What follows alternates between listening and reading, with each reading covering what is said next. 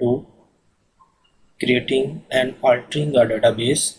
Later session we will discuss about the how to connect a database SQL Management Studio, and this section we will discuss creating and altering a database in SQL Management Studio. So first we will discuss about how many types to we create a database, altering a database, or dropping a database. We can use two methods graphically using SQL Management Studio SSMS और using a query.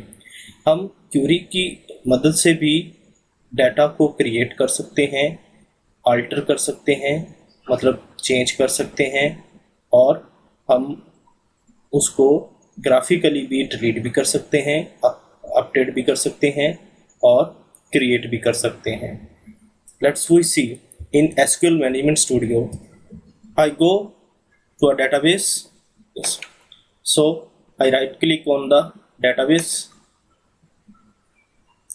create a new database. मैं database का नाम inter करूँगा.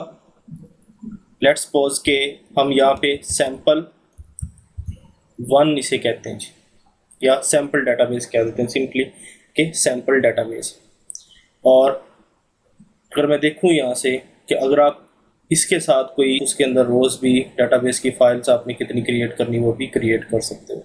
यहाँ से हम simply उसे remove भी कर सकते हैं. अभी हम सिंपल क्या कर रहे हैं कि एक सिर्फ डाटाबेस ही क्रिएट करना चाह रहे हैं, तो हम सिंपल ओके सैम्पल डाटाबेस के नाम से एक डाटाबेस क्रिएट करेंगे और यहाँ पे ओके का क्लिक कर देंगे. और यह देखें हमारे पास सैम्पल के नाम से डाटाबेस आ गया. If we expand the sample database we can find tables, views के अलावा सर्विस ब्रोकर, स्टोरेज, इसमें हमारे पास फुल टेक्स्ट कैटालॉग है, पार्टीशन स्कीम है, ये कुछ बनी बनाई स्टोरेज हमारे पास बन पड़ी हुई हैं. इस तरह सिक्योरिटीज़ हैं. ठीक है जी. उसमें सिक्योरिटी के हवाले से यूज़र है, रूल्स हैं, स्कीमास हैं, एसिमेट्रिक कीज़ हैं, सर्टिफिकेट्स हैं. ये हम बाकी जो बाद में सेशंस हमारे होंगे उसमें इन तमाम चीज़ों के बारे में भी डिस्कस करेंगे. तो ये मैंने जो क्रिएट किया है ये ग्राफिकली हमने डाटाबेस को क्रिएट करना सीखा कि ग्राफिकली अगर हमने कोई डाटाबेस क्रिएट करनी है इन SQL सर्वर मैनेजमेंट स्टूडियो के अंदर तो हम किस तरह से करेंगे. और अगर हम चाहते हैं कि डाटाबेस को बाया क्यूरी क्रिएट करना है, जैसे लास्ट सेशन में मैंने बताया था कि यहाँ से हम न्यू क्यूरी के ऊपर क्लिक करेंगे, हमारे पास एक विंडो ओपन होगी. यहाँ पे मैं सिंपली लिखूँगा क्रिएट का कीवर्ड. ये डाटाबेस का अपने कीवर्ड्स हैं. एक बात आपने ज़हन में रखनी है कि जब भी हम कीवर्ड्स का इस्तेमाल करेंगे डाटाबेस के अंदर तो उसके स्पेलिंग मस्ट भी करेक्ट होने चाहिए. जो कीवर्ड एक्चुअल है वो हम इसके स्पेलिंग मिसप्लेस नहीं कर सकते, लेकिन ये इसको हम अपर केस में भी लिख सकते हैं और लोअर केस में भी लिख सकते हैं. ये फुली टाइप्ड केस नहीं है, इसके अंदर केस सेंसिटिव लैंग्वेज नहीं है, लेकिन स्पेलिंग की हम मिस्टेक नहीं करेंगे. नंबर 1. दूसरा, हम अगर कोई भी नाम रख रहे हैं, फॉर एग्जांपल डाटाबेस का नाम रख रहे हैं, किसी टेबल का नाम रख रहे हैं, इसके जो एलिमेंट्स होंगे वो जो नाम आपने रखा है उसके स्पेलिंग भी आपने एक्यूरेट रखने हैं. तीसरी बात, इसमें इसके सिंटैक्स को भी हमें फॉलो करना पड़ता है. जिस तरह बाकी दूसरी लैंग्वेजेस हैं हमारे पास, उन लैंग्वेजेस के अंदर भी हम सब तमाम सिंटैक्स को फॉलो करते हैं, इसी तरह इसके अंदर भी हम सिंटैक्स को फॉलो करेंगे. उस सिंटैक्स के मुताबिक, मतलब कीवर्ड जो है, क्रिएट का कीवर्ड पहले आएगा और उसके बाद डाटाबेस हम बताएंगे क्रिएट डाटाबेस. अंडरस्टैंड कर गया. आगे हम अपनी डाटाबेस का नाम देंगे. लेट्स सपोज के मैं उसको नाम देता हूं जी सैम्पल 1 के नाम से, क्योंकि सैम्पल वन के नाम से, तो सैम्पल वन तो डेटाबेस ऑलरेडी मौजूद है। तो उसके बाद मैं क्या करता हूँ जी, सिंपली इसको सिलेक्ट करते हैं और यहाँ से execute the Curie, press F5 अगर हम करें तो उससे भी हम एग्जीक्यूट कर सकते हैं। कमांड्स कंप्लीटेड सक्सेसफुली हमारी कमांड कंप्लीट हो चुकी है। तो यहाँ पे हमने देखा कि डेटाबेस के अंदर तो सैम्पल वन क्रिएट नहीं हुई, लेकिन यहाँ पे तो हमारे पास कमांड सक्सेसफुली की आ गई। तो सिंपल आप क्या करें, डेटाबेस पे जाके राइट क्लिक करें और रिफ्रेश करें तो आपके पास sample one same as it is, जिस तरह सैम्पल वन के अंदर सेम टेबल्स हमारे पास फाइल्स बन के तैयार हो गई, इसी तरह सैम्पल वन के अंदर भी वैसे ही तैयार हुई। तो ये सेकंड मेथड है, हम क्यूरी के ज़रिए से भी उसे क्रिएट कर सकते हैं। और जब हम कोई भी इस डेटाबेस क्रिएट कर लेते हैं तो उसके बाद नेक्स्ट हमारे पास प्रोसीजर है कि to create a database using query, create database का कीवर्ड यूज़ करेंगे और डेटाबेस का नेम देंगे।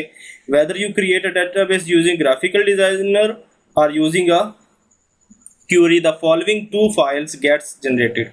दो फाइल्स जनरेट होंगी, MDF file and .ldf file. MDF file data file कहलाती है जो कंटेन एक्चुअल डाटा जिसके पास होता है, और LDF file transaction log file कहलाती है जिसको इस्तेमाल किया जाता है डेटाबेस को रिकवर करने के लिए इन केस ऑफ कोई भी मिसहैप हो गया, कोई डेटाबेस करप्ट हो गई, डेटाबेस हमारी डिलीट हो गई या कुछ भी इस तरह का केस हो जाता है तो हमारे पास जो .ldf फाइल है उसके ज़रिए से हम उसे दोबारा से रिकवर कर सकते हैं। तो दो फाइल क्रिएट होती हैं जब हम कोई भी डेटाबेस क्रिएट करते हैं। जैसे मैंने सैम्पल और सैम्पल वन के नाम से दो डेटाबेस क्रिएट की। किसी भी एक डेटाबेस के ऊपर आप राइट क्लिक करें, उसकी प्रॉपर्टीज़ में जाएं, देखें कि दोनों फाइल्स किस जगह पे जाके क्रिएट हुई हैं। फाइल्स में आए, मूव करें जी, इधर ये पाथ मौजूद है आपके पास। इस पाथ को यहाँ से Ctrl+C से मैं क्या कर लेता हूँ, कॉपी, और रन विंडो की प्रेस करें और साथ R प्रेस करें तो रन कमांड आएगी।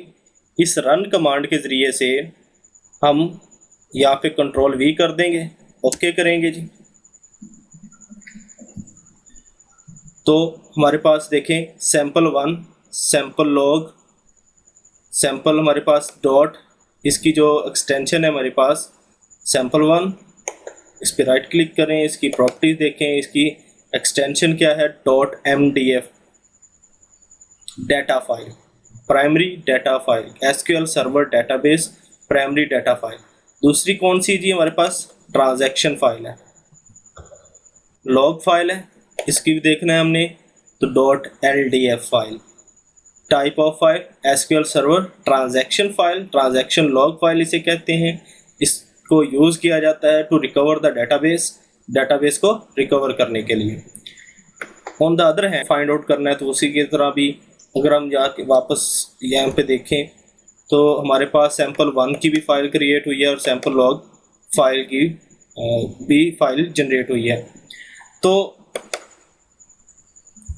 कि whether you create a database using graphical designer or using graphical query, two files get generated, दो फाइल जनरेट होंगी, और .mdf फाइल, .ldf फाइल।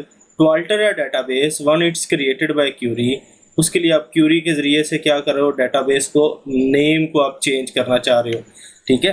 तो उसके लिए आप क्यूरी यूज़ करेंगे, अल्टर डेटाबेस का कीवर्ड यूज़ करेंगे, उसके बाद डेटाबेस का नाम बताएंगे, फिर मॉडिफाई का कीवर्ड, फिर नेम ऑफ द डेटाबेस आप लिख देंगे, name is equal to name of the database, ठीक है जी। हम क्यूरी में वापस आते हैं, चेंज करना चाह रहे हैं सैम्पल डेटाबेस को या सैम्पल वन डेटाबेस को, अल्टर डेटाबेस सैम्पल वन, ये पुराना नेम है डेटाबेस का। वापस आते हैं स्लाइड पे, देखते हैं। उसके बाद हमने मॉडिफाई का कीवर्ड यूज़ करना है, नेम क्या होगा उसका, यहाँ पे हम इज इक्वल टू डाल के, असाइनमेंट ऑपरेटर इसे कहते हैं आम लैंग्वेजेस के अंदर, तो यहाँ पे हम डाल के कह देंगे कि जो नया नाम है वो इक्वल टू है sample to database. Let's select this query and execute. Press the execute button. The database name sample2 has been set. यहाँ पे हम देखें कि हमारे पास जो डेटाबेस है, डेटाबेस के अंदर तो कोई भी sample2 नहीं चेंज नहीं हुआ, तो हम यहाँ पे राइट क्लिक करेंगे और इसे रिफ्रेश कर देंगे, तो sample2 डेटाबेस क्रिएट हो गया। तो हमने देखा कि कैसे हम क्यूरी के ज़रिए से चेंज कर सकते हैं। हाँ, हम अगर इसको चेंज करना चाहते हैं बाय द डिज़ाइन मेथड, कि हम ग्राफिकल यूज़र डिफाइन के ज़रिए से इसे रीनेम करना है, तो आप सिंपल यहाँ पे रीनेम करें और इसे कह दें ये sample1 है। ओके जी, तो ये चेंज हो गया। Alternatively, you can also use the system store procedure. What is the system store procedure? We will discuss in detail in later session. System store procedure क्या होते हैं? ये हम इसको सिंपली ये कह सकते हैं, a group of query runs or execute together. कि store procedure basically group of commands, group of queries जब मिलके इकट्ठी एग्जीक्यूट होती हैं, वो हम आगे डिस्कस करेंगे बाकी सेशंस के अंदर, तो उन्हें हम क्या कहते हैं जी, स्टोर प्रोसीजर्स कहते हैं। यहाँ पे हम सिंपली इसको यूज़ करेंगे स्टोर प्रोसीजर को डेटाबेस को चेंज करने के लिए। यहाँ पे हम राइट करेंगे rename SP rename DB। Next all database का नेम इन्वर्टेड कोमा में लिखेंगे, फॉर एग्जांपल sample2 और कोमा sample, इसको भी इन्वर्टेड कोमा में लिखेंगे। अब ये जो है पुराना डेटाबेस का नेम है और यहाँ पे हम न्यू डेटाबेस का नेम देंगे sample3।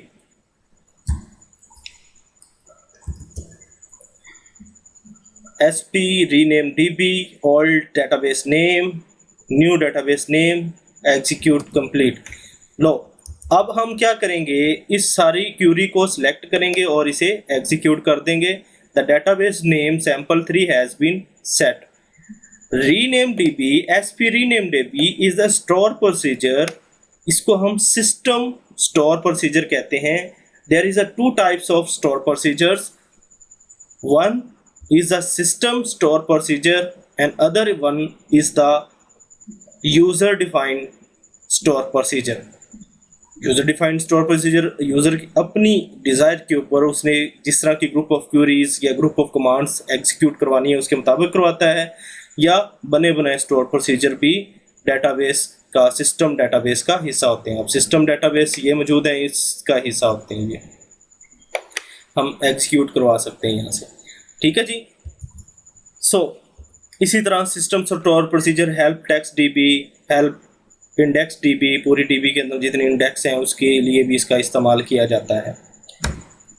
डिलीटिंग और ड्रॉपिंग अ डेटाबेस, हम डिलीट करना चाह रहे हैं डेटाबेस को, ड्रॉप करना चाह रहे हैं, तो हम किस तरह करेंगे।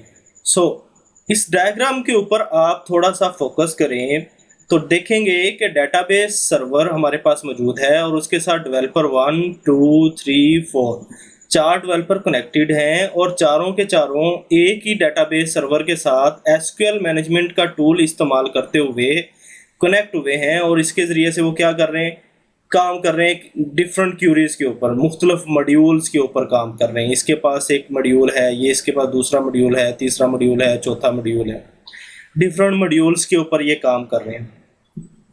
डिफरेंट मॉड्यूल से मुराद यहाँ पे फॉर एग्जांपल एक स्कूल मैनेजमेंट सिस्टम की हम बात कर लें तो एक फ़ी पे काम कर रहा है, एक एडमिशन्स के ऊपर काम कर रहा है,